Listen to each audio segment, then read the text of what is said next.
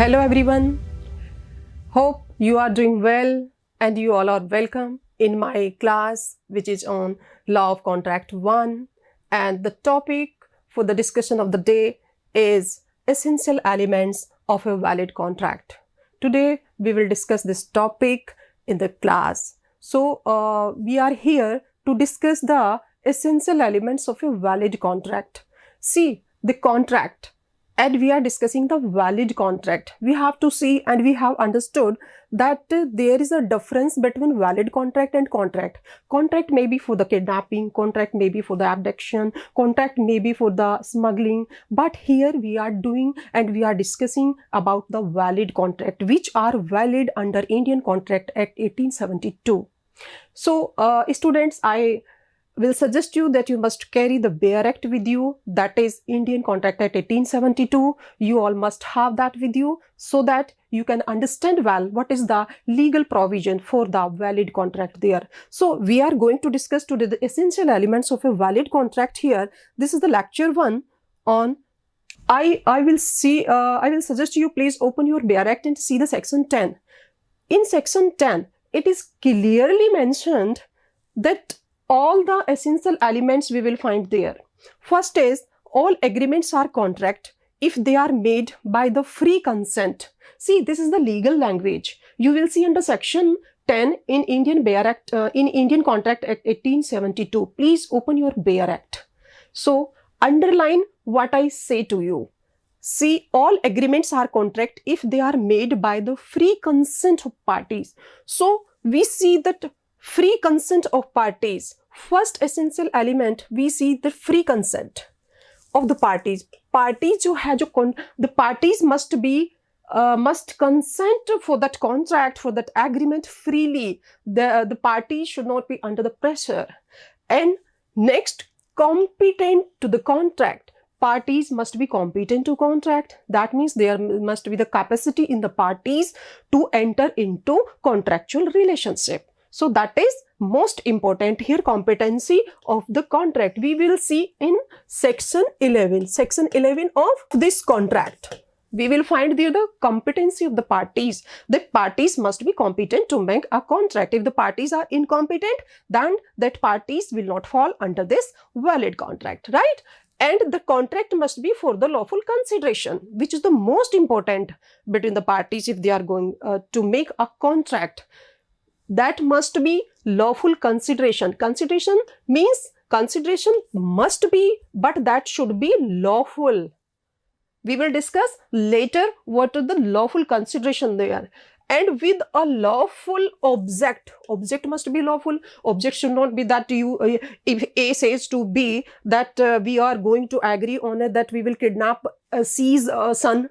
This is not the object which is lawful. This is the unlawful object. So object must be lawful and are not hereby expressly declared to be void. And the contract must not be which will be declared expressly void by this act of 1872, what you have with you right now. Wherever necessary, the agreement must be satisfy the requirements of the law regarding writing, attestation or registration. Where is the requirement that it must be attestation or there must be the registered for this contract? That requirement will be fulfilled by there. And next, we see proposal as per. We see first requirement. What is when we enter into a contract? The first requirement which come in our mind. Suppose there is two parties, A and B. A wants to enter into contract with B for a car.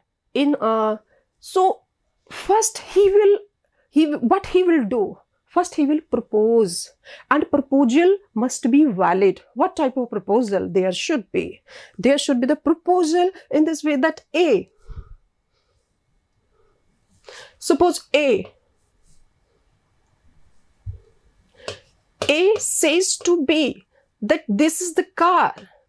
I want to sell it in 50,000 rupees to you. This is valid contract.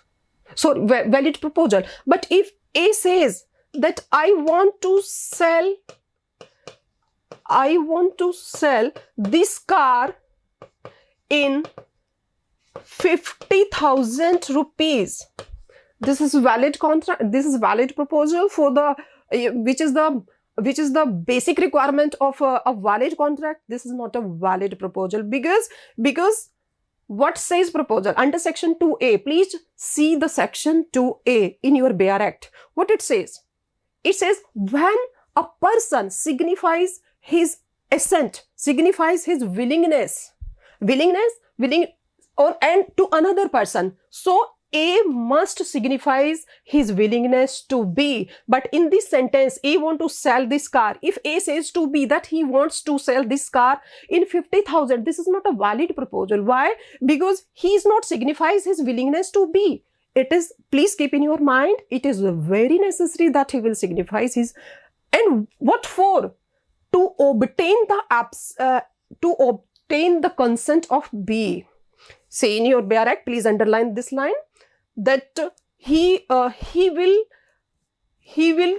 convey the willingness, signifies his willingness to B to obtain the assent of B. If B says nothing, then there is no valid proposal, right? So we will see the section A clause B for this.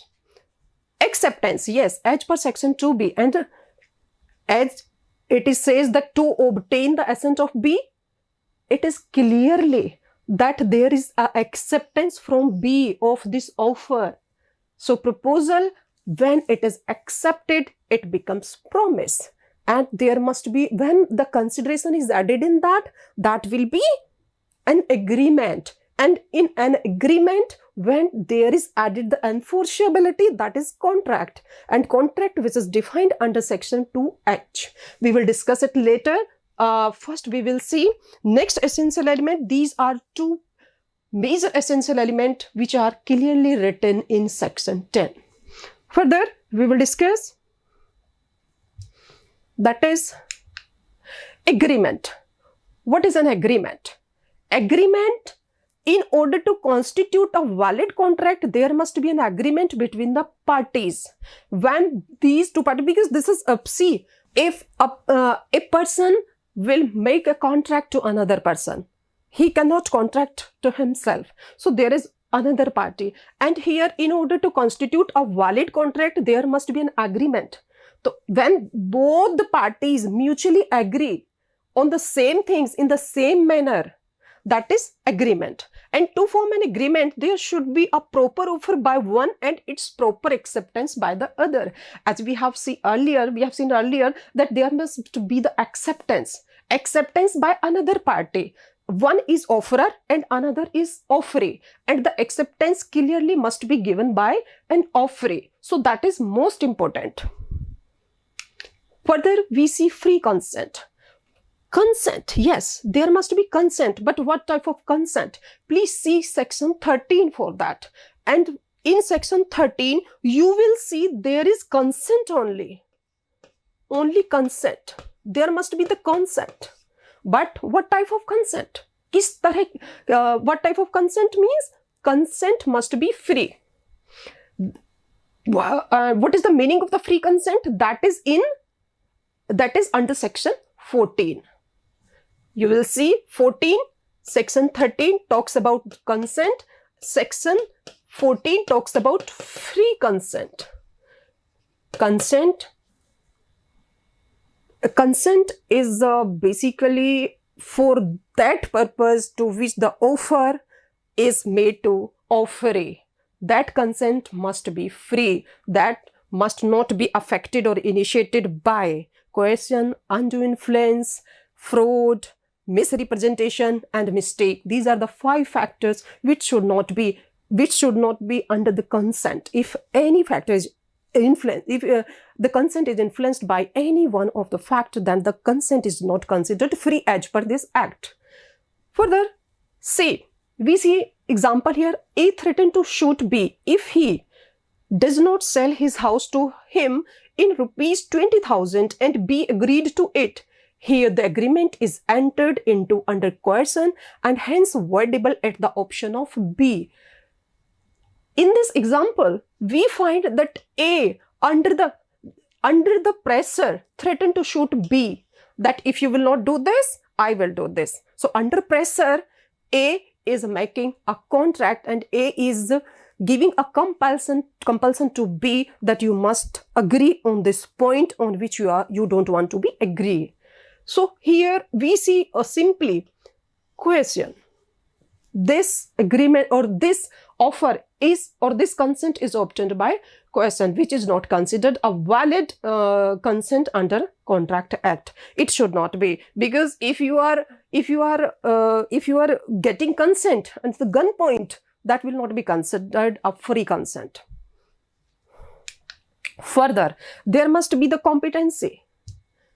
As we have discussed, the competency of parties, every contractual party must be competent to make a contract or to enter into an agreement. See, parties must have, we see a section 11 for this. Please open your Bear Act and see section 11.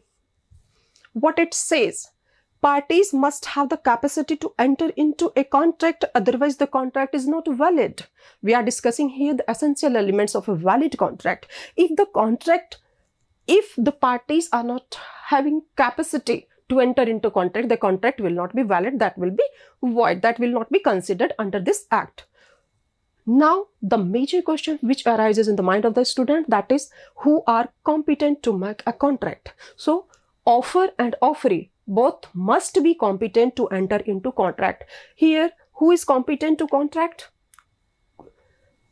First, the parties must be mature. The parties must have obtained the age of 18 years. And now, where this age is written? It is not written in Bear Act. It is not written in Indian Contract Act 1872. It is written under Section 3 of the Indian Majority Act 1875, where it is clearly mentioned that a major will be who have attained the age of 18 years. Below the age of 18 years will be considered minor. So, the below the age of 18 years will not be considered a valid, competent party. He is not having the capacity to enter into contract.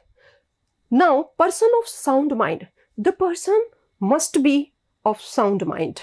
Here, this is the major requirement, that parties must be competent. Person not disqualified by law from the contracting.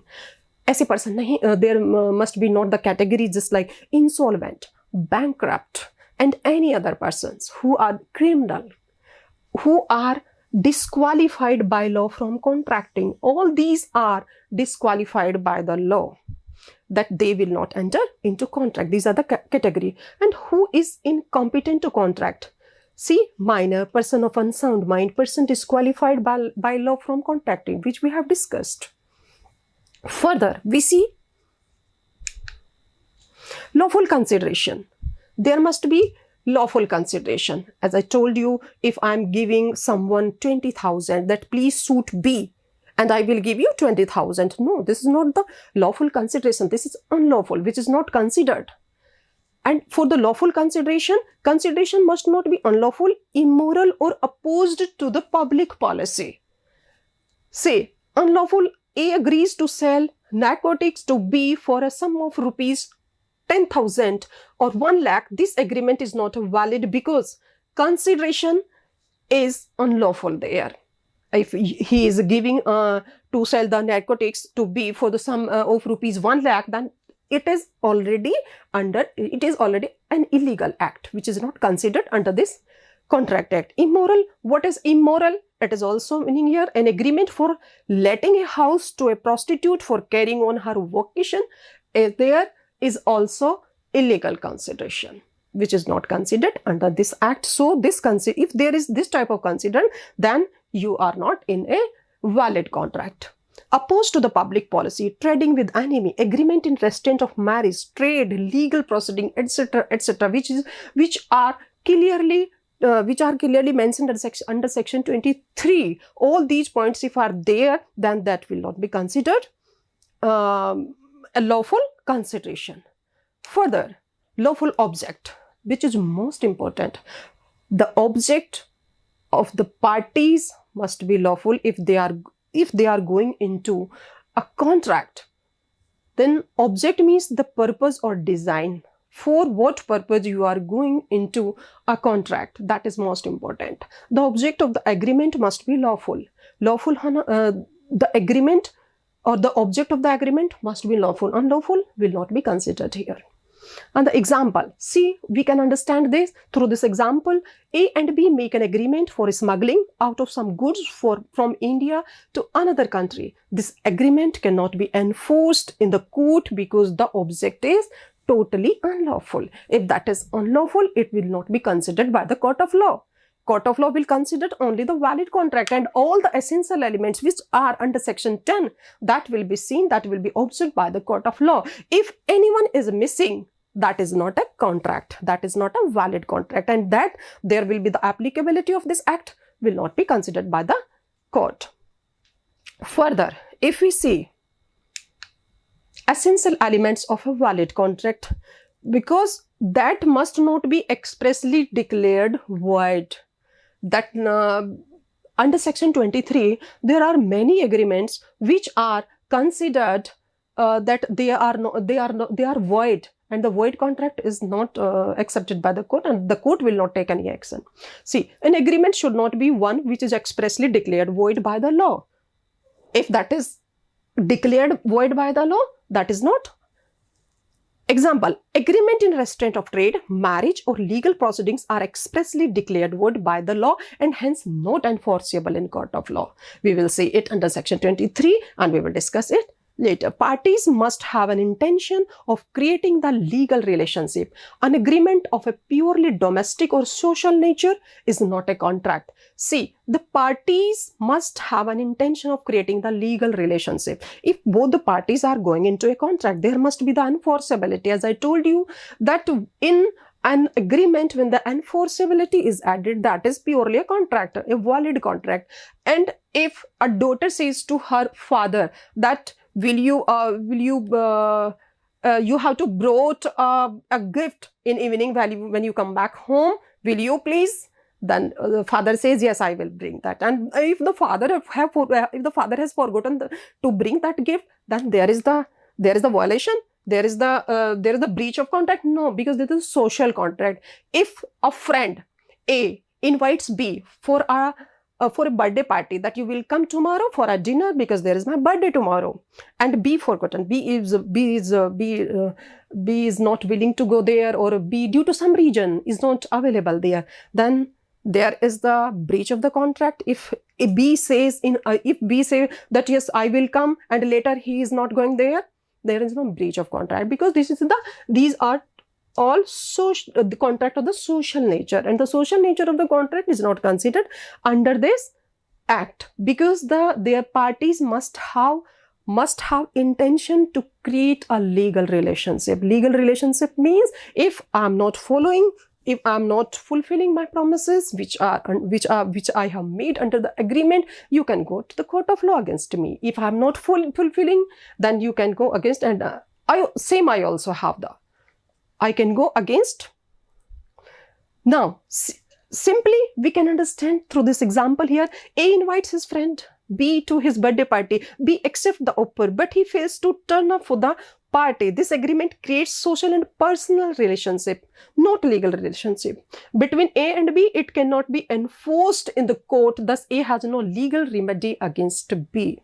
This is the contract of a social nature, right? Example 2. A borrows sum of rupees 500 from his friend B for 3 months. B gets legal right to sue upon A if he fails to return money. It is because this agreement creates legal relationship which can be enforced in the court of law.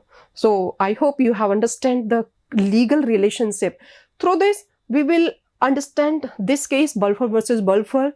This is very important case where husband and wife visited a country for 15 or 1 month, and when they come back, only husband come back and promises his wife that he will pay a certain sum of amount to his wife, but later on he pays only 1 or 2 months later on he fails to pay that certain amount. So wife claims that Mr. Balfour is under the breach of the contract because he have made an agreement to me that he will pay me a certain sum of this amount, which he is not fulfilling his promises. So there, the breach of contract. The court decided that there is no legal relationship.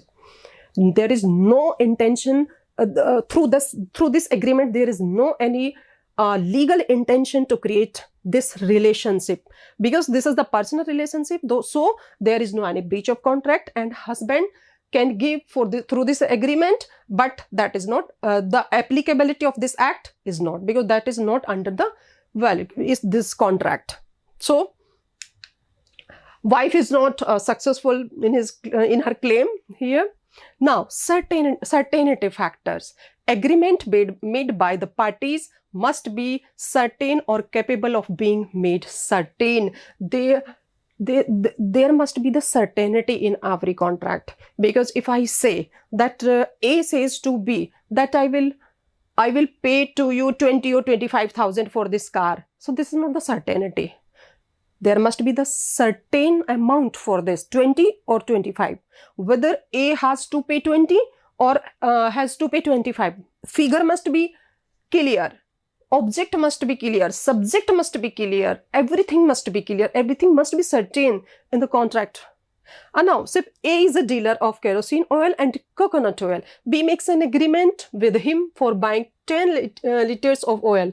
Meaning of this agreement is uncertain, and therefore it cannot be enforced, because through this example we cannot understand that oil is not clear. Which type of oil you are saying? Which type of oil you are going to on in agreement. So through this example we can understand possibility of performance. In every contract must be made where the performance must be possible.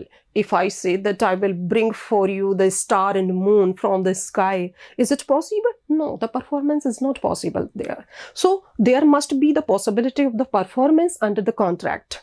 This type of contract will be considered in this act. See, an agreement to do an act impossible in itself is void if the nature of that contract, the nature of that act, the nature of that agreement is that type of that performance could not be possible. Then there will be there is no contract, because under the contract there must be the possibility of the performance. An agreement to discover treasure by magic is void. That I will search your gold through magic, I will search your treasure through magic. No, the performance is not possible. Legal formalities such as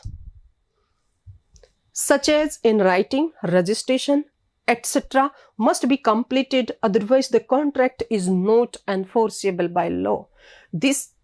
All the formalities which are mentioned in the contract and which are mentioned in the agreement must be fulfilled, must be complied, otherwise that contract is not valid under this contract act. See, this was the whole discussion on the essential elements of a valid contract, and in next lecture, lecture number 2, we will meet you with the full detail of the essential elements of a valid proposal, because step by step we will discuss what is proposal. So first step when we enter into a contract, that is the proposal. After that, that is acceptance. So in next lecture, till then, I'll say to you, thank you and bye.